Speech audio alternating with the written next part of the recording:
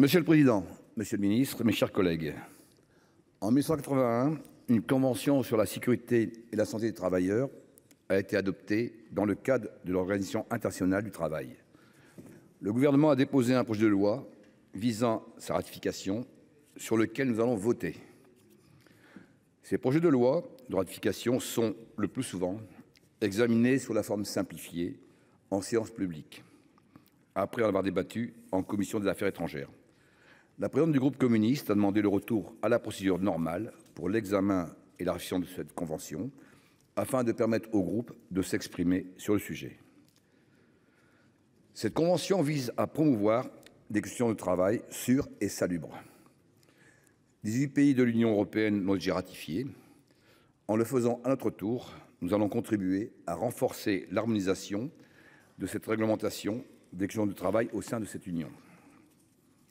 Il était temps que la France le ratifie.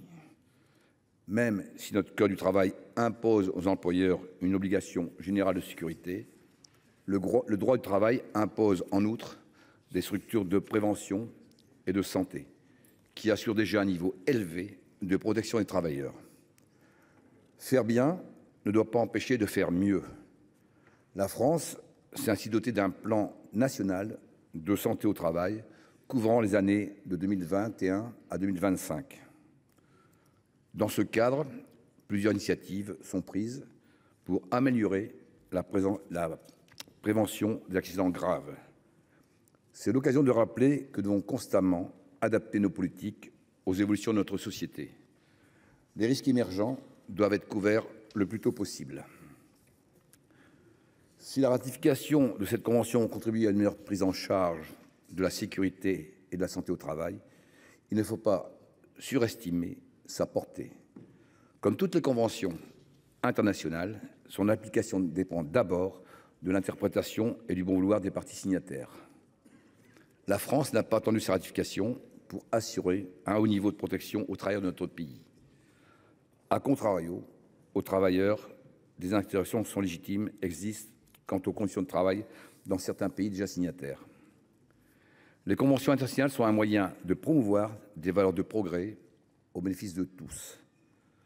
Pour ce qui est de la protection effective des individus, des démocraties libérales protègent effectivement les minorités et les droits individuels.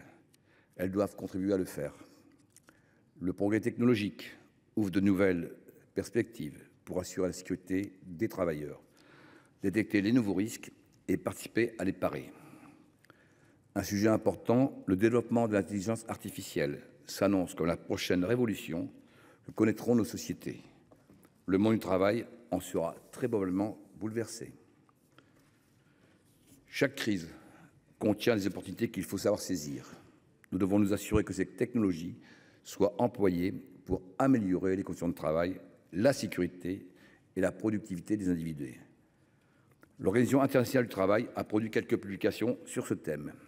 Elle doit absolument approfondir le sujet afin de formuler des recommandations propres à renforcer la sécurité au travail.